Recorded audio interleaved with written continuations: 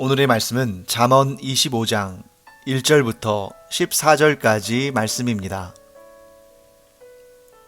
이것도 솔로몬의 잠언이요 유다 왕 히스기야의 신하들이 편집한 것이니라.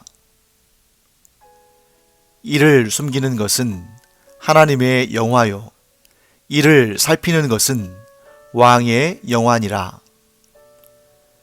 하늘의 높음과 땅의 깊음 같이 왕의 마음은 헤아릴 수 없느니라. 은에서 찌꺼기를 제하라. 그리하면 장색에 쓸만한 그릇이 나올 것이요 왕 앞에서 악한 자를 제하라.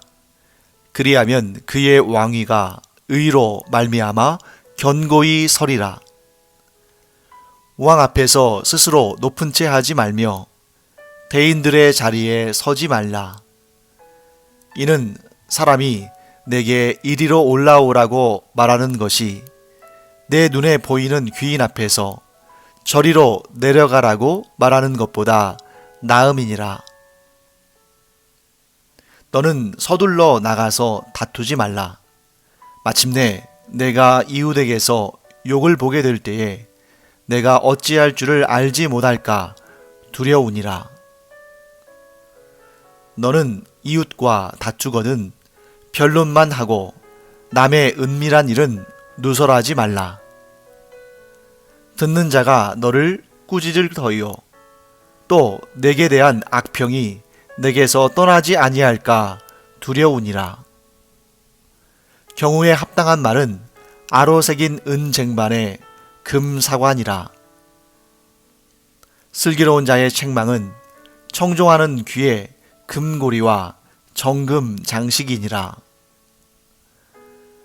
충성된 사자는 그를 보낸 이에게 마치 추수하는 날의 얼음 냉수 같아서 능히 그 주인의 마음을 시원하게 하느니라. 선물한다고 거짓 자랑하는 자는 비 없는 구름과 바람 같으니라. 네, 오늘 본문의 1절 말씀은 이렇게 시작합니다. 이것도 솔로몬의 잠언이요 유다 왕 히스기야의 신하들이 편집한 것이니라. 이제 다시 솔로몬의 잠언이 시작이 됩니다. 우리가 어제 공부한 본문에서는 익명의 지혜자들, 곧 그 이름이 알려져 있지 않은 그런 지혜자들이 전하는 잠언의 말씀들을 우리가 보았고요. 이제 다시 솔로몬의 잠언이 등장합니다. 그런데 이 잠언들은 그 출처는 솔로몬이긴 하지만 이것을 편집하고 기록한 사람들은 히스기야 왕의 신하들입니다. 그러니까 히스기야 왕이 이제 그 시기로 본다면 재위 기간이 주전 715년에서 687년 그 사이에요. 그러니까 대략 한 700년, 주전 700년 전후에 사역했던 통치했던 왕이고, 솔로몬은 주전 960년 920년까지 이렇게 한 40년 통치한 그런 왕인데, 대략적으로 이 솔로몬 왕과 히스기야 왕 사이에는 시간적으로 따지면 약 250년 정도의 시간차가 존재합니다. 그러니까 솔로몬이 정리했던 그 많은 잠언들 가운데 일부를 이렇게 히스기야 왕의 신하들이 그것을 편집하고 정리해서 글로 담아서 잠언에 들어가게 한 거죠.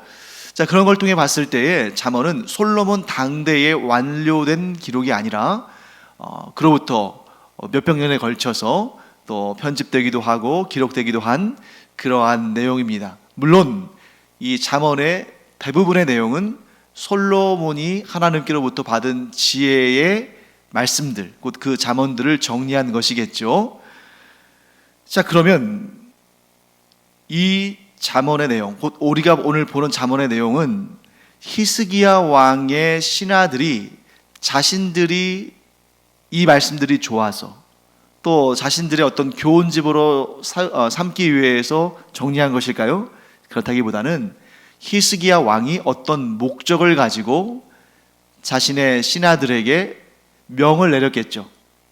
솔로몬 왕의 잠언이 많이 있는데 그 중에서 어떤 내용들을 좀 편집해 보겠는가, 그렇게 해서 어떤 특정한 교육의 목적을 위해서 기록을 하도록 명령한 것일 것입니다. 자, 그러면 오늘 내용들을 쭉 보면 왕에 관한 내용들이 많이 나온다는 걸 알 수 있어요. 그러니까 히스기야 왕이 자기의 신하들에게 솔로몬 왕의 잠언을 편집하고 기록하라 했을 때에는 자신, 즉 왕, 이스라엘의 왕, 히스기야는 이제 유다 왕이니까 남유다의 왕들을 교육하는 목적으로, 아마 제 생각은 좀 이렇습니다.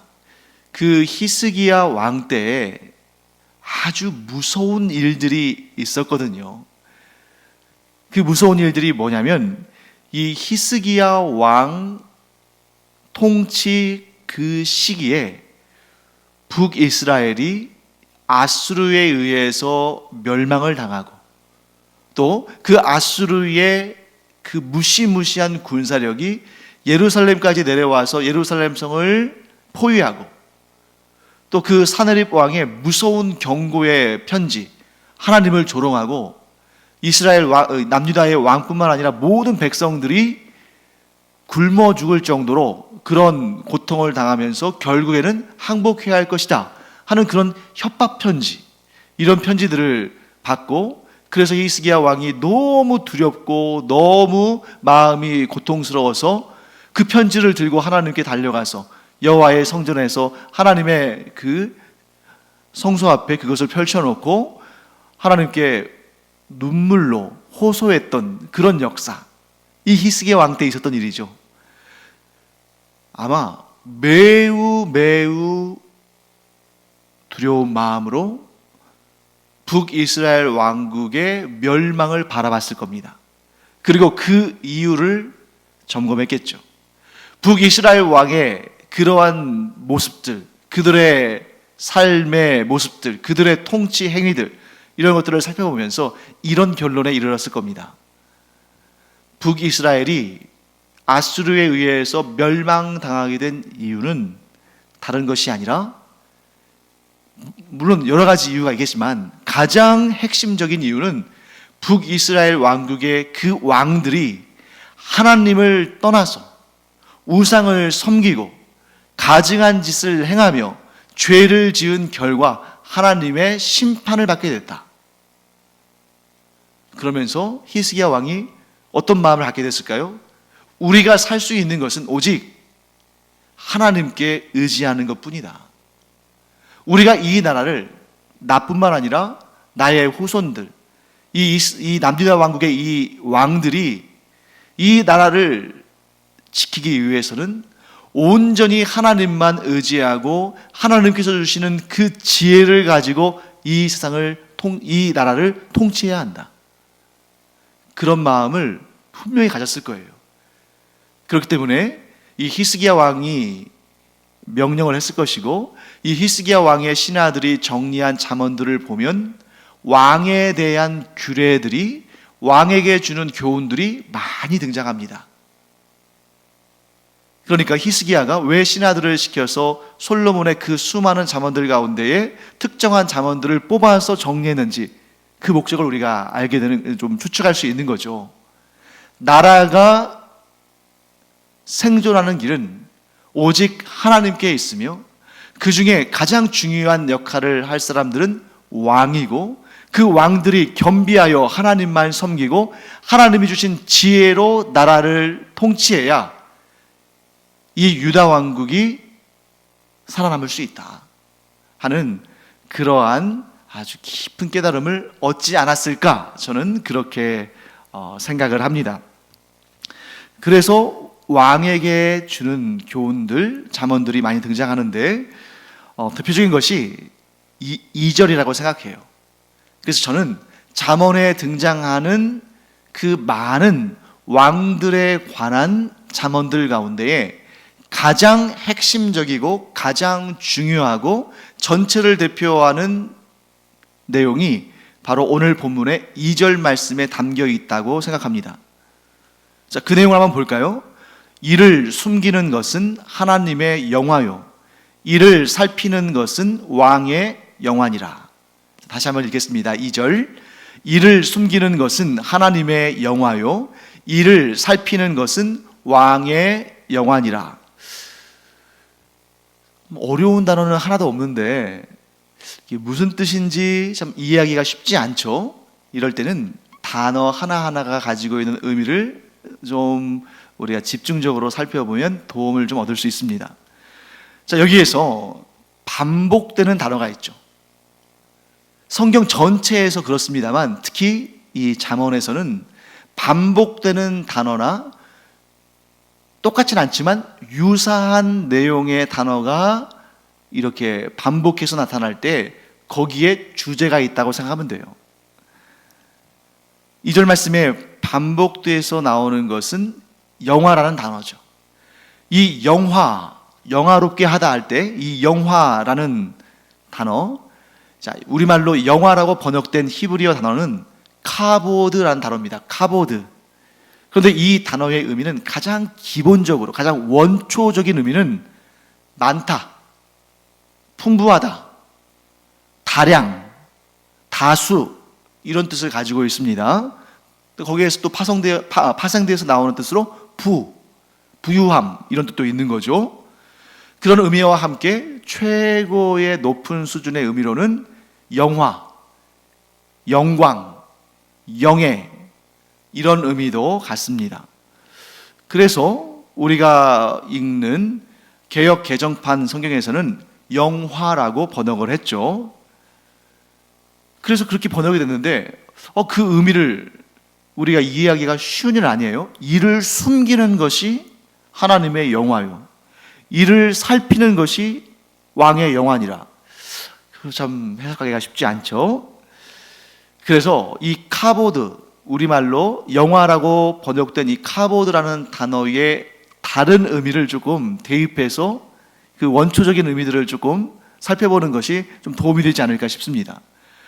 그래서 이 카보드라는 단어는 아주 원초적으로 수가 많다, 양이 많다 이런 뜻이니까 다수 뭐 이런 뜻으로 해석할 수 있는 거죠. 그래서 그렇게 해석해 본다면 이를 숨기는 것은 하나님의 다수고 이를 살피는 것은 왕의 다수다. 즉 이를 숨기는 것은 하나님께 있어서 다수, 즉 많이 발견되는 것이고 이를 살피는 것은 왕에게 있어서 많이 발견되는 일, 즉 왕이 많이 해야 하는 일이다. 하나님은 일을 많이 숨기시고 왕은 일을 많이 살핀다. 뭐 이렇게도 해석할 수 있겠습니다.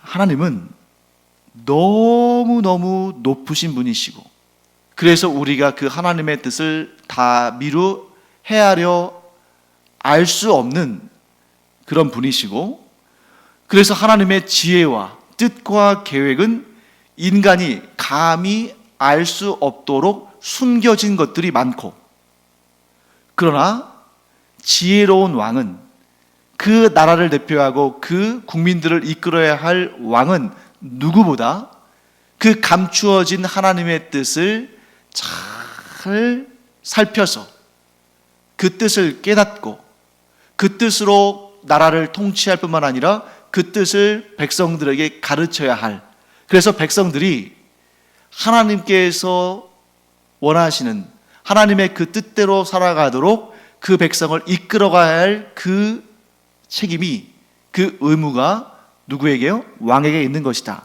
이렇게 우리가 또 해석할 수가 있습니다.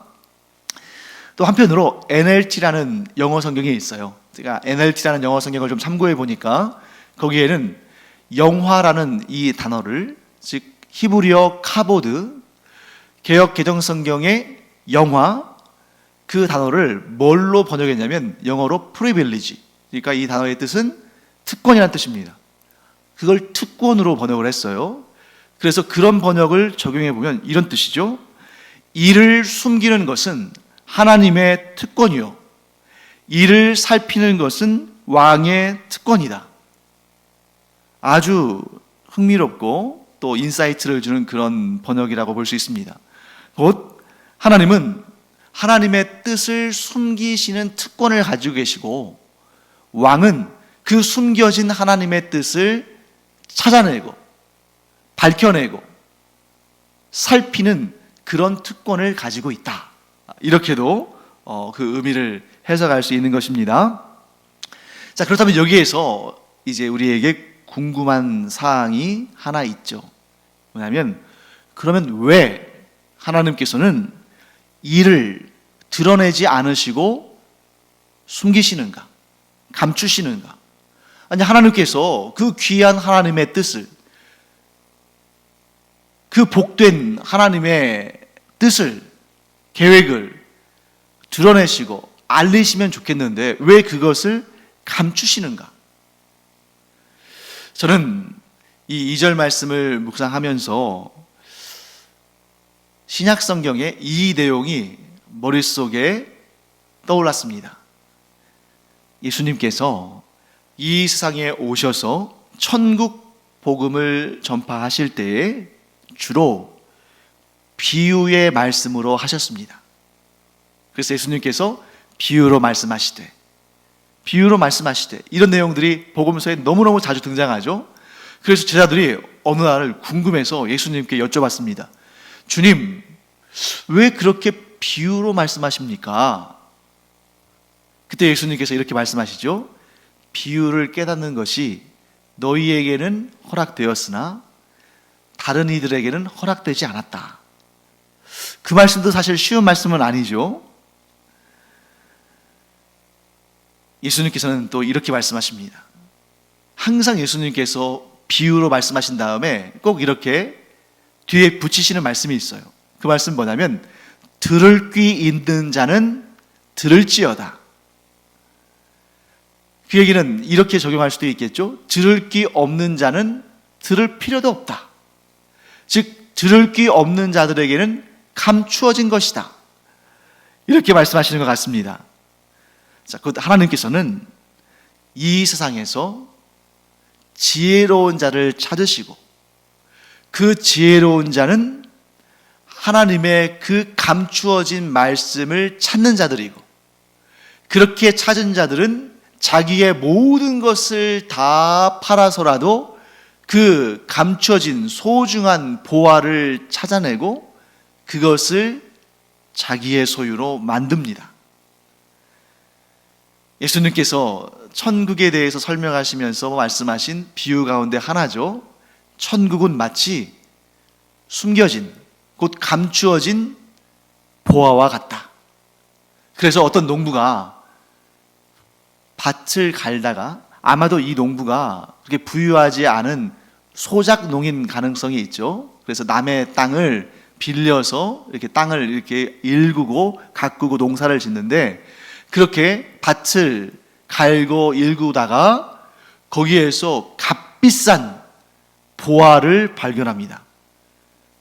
그때 이 농부는 어떻게 합니까? 그걸 잘 숨겨놨다가 그 숨겨졌던 보물을 찾았는데, 그 보화를 찾았는데 그것을 또 잘 숨겨놨다가 집에 돌아가서 자기의 모든 소유를 다 팔아서 돈을 마련해서 그 밭의 주인에게 그 땅값을 지불하고 그 밭을 삽니다.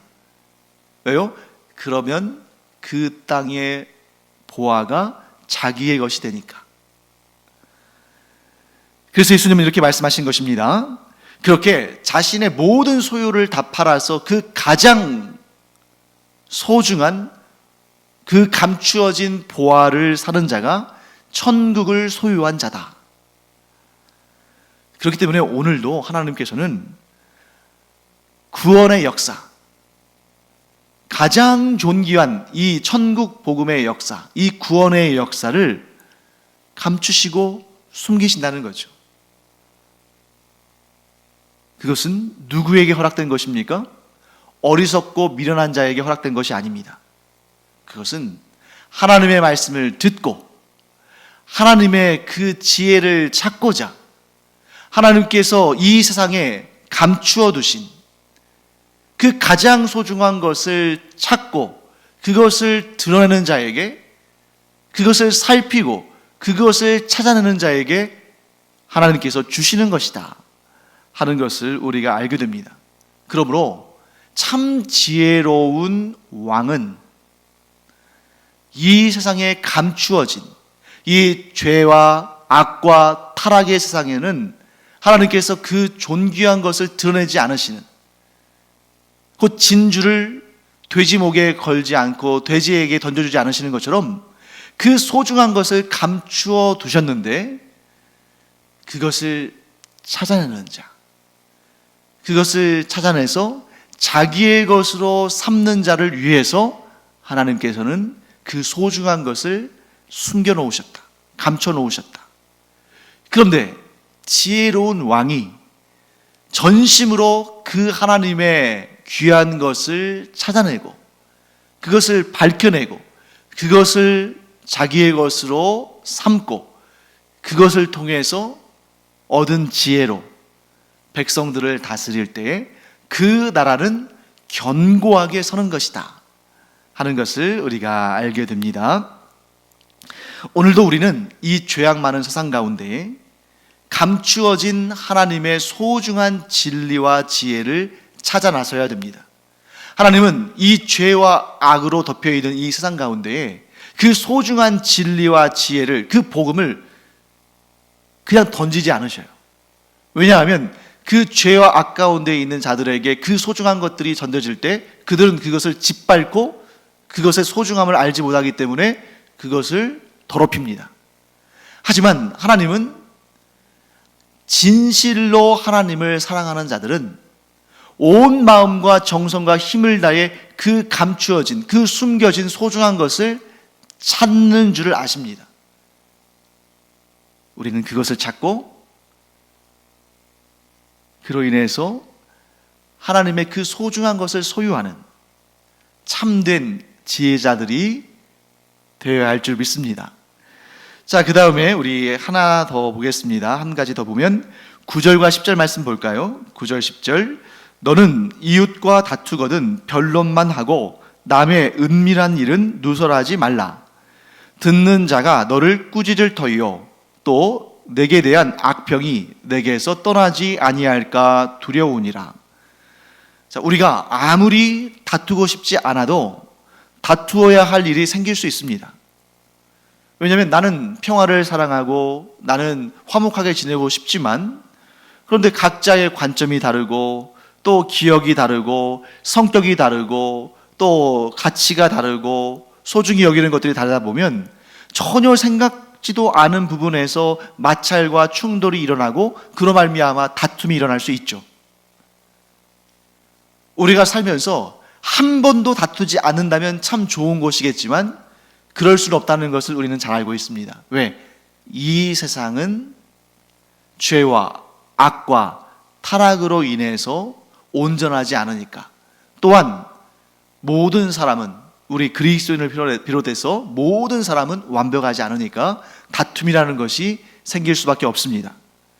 그때 잠언은 우리에게 뭐라고 권면하냐면, 그런 다툼의 순간에도 지킬 것은 지켜라, 이렇게 말씀하셔요. 그 다툼의 순간에도 다투고는 있지만 그래도 끝까지 지켜야 할 것을 지키는 자, 끝까지 지켜야 할 것은 지키는 자가 지혜로운 자다라고 잠언은 말씀합니다. 자, 이웃과 다투기를 권하는 것은 아닙니다. 하지만 불가피하게 이웃과 말싸움을 하든 하여튼 이런 다툼이 생겼을 때에 우리는 꼭 기억해야 할 일이 있습니다. 그것은 뭐냐면, 우리가 어떤 일을 두고 의견이 맞지 않아서 충돌이 일어나서 다투게 될 때에는 그 해당되는 그 일, 그 해당되는 그 다툼의 원인이 된, 그 다툼의 원인이 된 그 일만 가지고 변론해야지, 곧 그 일만 두고 어떤 것이 옳은지, 당신은 왜 그렇게 생각했는지, 나는 이렇게 생각한다고 얘기하면서 그것의 시시비비를 그 일에 한정시켜서 해야 한다는 것입니다. 그래서 성경은 이것을 두고 뭐라고 말씀하시냐면, 너는 예면 예, 아니면 아니요만 하라. 거기에서 더 지나가는 것은 죄다, 이렇게 말씀하시는 거죠. 그래서 사실관계에 입각해서 그 하나의 문제를 두고 내가 생각하는 일을, 내 관점을, 내 판단을 얘기해야 합니다. 물론 그렇다고 나의 관점과 나의 입장이 항상 옳은 것은 아니겠죠. 나도 완벽한 사람은 아니니까. 하지만 최대한 객관성을 유지하려고 노력하면서 이 하나의, 이 문제가 된 일에 대해서 보고 듣고 경험한 것을 사실 그대로 얘기하는 그런 변론이 지혜로운 변론이다. 그러니까 최대한 내 자신에게라 할지라도 최대한 냉철하고 객관적인 시각을 유지한 채로 옳고 그름에 대한 변론만 하라. 이렇게 성경은 말씀하시는 것이죠. 그런데 지혜롭지 못한 사람은 그런 변론 가운데에 감정이 막 격해져서 어떻게 하기 쉽냐면 그 일에 집중해서 변론하는 데서 만족하지 못하고 자기의 막 억울함, 자기가 당한 부당함에 대해서 상대방에게 자신을 어필하려고, 내가 이렇게 억울하다고, 상대방, 저 사람이 사실은 그런 나한테 뒤집어 쓰우려는 그런 악한 마음을 갖는 사람이라고 하는 것을 좀 강조하기 위해서 그 사람의 치부를 드러낼 때가 있다는 거죠. 전에 보니까 이 사람은 이런 일도 하고 저런 말도 하고 막 그랬다. 그런 것을 미루어 짐작해 볼 때 지금 이 일도 저 사람이 악한 의도로 이렇게 나쁜 짓을 한 것이다. 이렇게 주장하려는 것이죠. 그 주장을 해서 다른 사람들의 동정이나 또 동의를 얻기 위해서 나에 대해서는 좋은 감정을 갖고 상대방에 대해서는 좀 의심의 눈초리랄지 좀 정죄의 눈초리로 그를 바라보도록 이렇게 유도하기 위해서 그 사람의 은밀한 일들, 그 사람이 밝히기를 원치 않는 그런 일들을 드러내는 것, 이것은 옳지 못하다는 것이죠. 다툼 중에도 지킬 것은 지켜야 되는데, 지킬 선은 지켜야 되는데 그 선을 넘어가 버리는 것은 오히려 상황을 더 악화시키고 문제를 더 크게 만든다는 것입니다.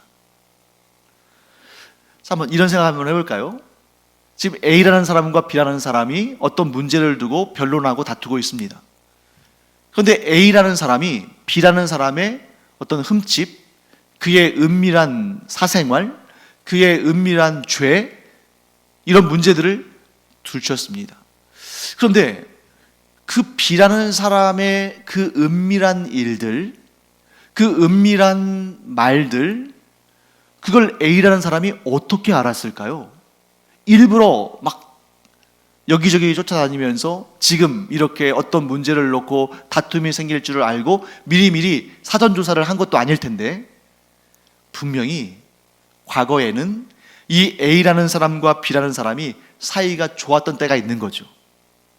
사이가 좋았기 때문에 자기 안에 있는 은밀한 일들도, 은밀한 생각이나 은밀한 말이나 은밀한 그런 어떤 행동이나 또 어떤 때는 그런 은밀한 죄에 대해서 이야기를 하고 또 서로 대화도 하고 또 서로 격려도 하고 또 어떤 경우에는 또 좋지 않은 생각이지만 맞장구도 치고 그랬던 때가 있었다는 거죠.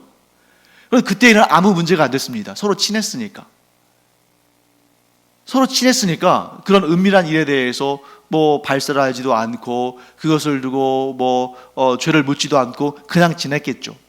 그런데 지금 그 둘 사이의 관계가 틀어져서 다툼이 생기니까 그 과거에 들었던 그런 일들을, 좀 안 좋았던 것들을 기억해내서 그것을 가지고 그 사람을 공격하는. 근데 그거로 끝나는 것이 아니라 심지어 그게 나쁜 의도가 아니었고, 비록 은밀하긴 했지만 나쁜 의도가 아니었고 그렇게 좋지 않은 것도 아니었는데 그것을 자기의 감정을 실어서 나쁘게 해석해서 더 부정적인 그러한 말들로 그 사람의 은밀한 일을 드러내는 경우도 있다는 거죠. 이런 일은 매우 죄질이 좋지 않은 것입니다. 왜 그렇습니까? 하나님은 어떤 말도 그 말로만 보지 않으시죠. 어떤 행동도 그 행동만 보지 않으시죠. 항상 하나님은 우리의 중심을 보시는 분이시기 때문에 이렇게 어떤 일을 두고 다투는데 전에 이 사람과 대화할 때 얻었던 그 은밀한 정보들을 얘기할 때 그게 좋은 의도가 아니라는 것을 하나님은 너무나 잘 아십니다. 정말 좋은 의도라면 그런 은밀한 일들을 발설하지 않아야 되고, 설령 실수로 그 얘기를 하게 되었다 할지라도 그것을 악한 의도를 담아서 말해서는 안 되는 거죠. 그런데 다투다가 이 사람에 대해서 내가 정말 이 사람이 악하다, 이 사람이 잘못했다, 이 사람이 과실이다 하는 것을 확증하기 위해서 과거의 은밀한 일을 가져다가 도장을 찍듯이 찍는 것은 그 마음의 동기가 악한 것이다. 자, 그렇게 되면 사람들이 어떻게 반응합니까? 10절 말씀은 이렇게 설명하고 있습니다. 듣는 자가 너를 꾸짖을 터이요 또 내게 대한 악평이 내게서 떠나지 아니할까 두려우니라. 사람들도 그렇게 지금 이 싸움의 본질, 다툼의 본질에서 벗어난 과거에 알게 되었던 그 은밀한 일들을 발설하는 것을 좋게 보지 않습니다. 그래서 사람들도 그런 일을 하는 사람에게 꾸짖고 그에 대해서 악평을 하는데 거기서 그칠 일이 아니죠. 사람들도 이러한 행위에 대해서 분노하고 그것을 꾸짖는데 하나님은 어떠시겠는가? 그 마음의 중심을 정확히 꿰뚫어 보고 계시는 하나님께서 그냥 그것을 놔두시겠는가? 사랑하는 성도 여러분, 우리의 입이 다른 사람의 은밀한 일을 말하고 싶어서 근질근질할 때 꼭 기억하시기 바랍니다. 하나님은 모든 사람의 마음의 동기를 먼저 보신다. 악한 말, 악한 행동 분명히 잘못입니다만 그 이전에 하나님은 이미 그 사람의 동기를, 그 마음의 동기를 보고 계신다. 그러므로 우리는 어떤 경우에도 악한 마음을 품고 다른 사람의 은밀한 죄나 문제를 들추어내는 그런 사람이 아니라 오히려 그 사람의 연약함, 그 사람의 죄, 그 사람의 허물을 품고 하나님 앞으로 나아가서 하나님의 은혜와 긍휼을 구하고 하나님께서 그 사람을 용서하시고 그 사람이 돌이켜 하나님께로 나아가서 회개하고 하나님과의 관계를 회복하기를 구하는 것, 그것이 우리 지혜로운 하나님의 자녀들의 자세다 하는 것을 우리가 알기를 바랍니다. 자, 같은 맥락에서 우리가 13절 말씀을 연결해서 볼 수 있습니다. 13절 말씀, 충성된 사자는 그를 보낸 이에게 마치 추수하는 날에 얼음 냉수 같아서 능히 그 주인의 마음을 시원하게 하느니라. 네, 같은 맥락에서 한번 볼까요? 충성된 사자는 어떤 사람일까?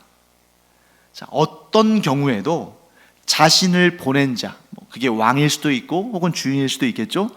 자신을 보낸 자의 은밀한 일, 그의 약점, 그의 과실, 그의 허물을 말하지 않는 자, 들추지 않는 자, 이런 자가 충성된 사자요, 충성된 종입니다. 그런데 충성되지 않고 간악한 사자고 간악한 심부름꾼이라면 어떻게 하겠어요? 오히려 이 주인의 보냄을 받고 갔는데 그 사람에게서 뭔가 얻어낼 게 있을 것 같으면 주인을 갈아타는 거죠. 그리고 그 사람에게 본래 주인의 약점, 단점, 허물, 은밀한 일을 들춰내서 그를 곤경에 빠뜨리고 자기 자신은 신뢰를 얻고 그 사람에게 유익을 얻고자 하는 그러한 사람, 이런 사람이 사악한 종인 것이죠. 사랑하는 성도 여러분, 충성된 사자는 자기의 주인을 위해서 말을 아끼고 자기의 주인의 은밀한 일을 들추지 않고 어떻게 해서든 최선을 다해서 자기의 주인, 자기를 보낸 주인을 영화롭게 하고 복되게 하고 그에게 유익하게 하기 위해서 자신의 말을 아끼고 오히려 좋은 말로 자신의 주인에 대해서 칭찬하고 복을 구하고 그러한 일을 할 것입니다. 자, 그러면 이것을 우리의 삶에도 적용해 봐야겠죠? 우리를 이 세상에 보내신 우리의 주인은 누구십니까? 하나님이시죠. 그러면 우리가 하나님을 향해서 원망하고 불평하고 하는 것이 아니라 우리를 이 세상에 보내신 하나님께 모든 영광과 감사와 찬양을 올려드리고 하나님을 영화롭게 하는 일이라면 우리의 모든 것을 바쳐서 충성을 다할 때 우리 마음 가운데에 하나님을 향한 사랑의 마음이 가득 차고 어떻게 해서든지 간에 이 땅에서 하나님의 이름이 영광을 받으시기를 우리의 모든 삶을 통해서 바라고 소원하고 일할 때 하나님께 우리는 어떤 사자가 되겠습니까? 충성된 사자요. 추수하는 날, 그 땀을 뻘뻘 흘리면서 추수하는 그날에 얼음 냉수와 같이 하나님의 마음을 시원하게 해드리는 그런 충성된 사자가 하나님께서 기뻐하시는 사자가 아니겠습니까? 우리가 그런 충성된 사자, 하나님의 마음을 기쁘시게 하고 시원하게 해드리는 그런 사자들이 되어서 하나님께 칭찬받고 사랑받고 존귀히 쓰임받는 그런 우리 모두가 되기를 간절히 축원합니다. 기도하겠습니다. 하나님, 저희가 하나님의 마음을 시원하게 해드리는 충성된 사자들이 되기를 원합니다. 하나님을 더욱 사랑하고 하나님께서 주신 지혜로 이 세상에서 하나님을 영화롭게 하는 그런 주의 종들 되게 하여 주시옵소서. 감사드리며 예수님의 이름으로 축복하며 기도합니다. 아멘.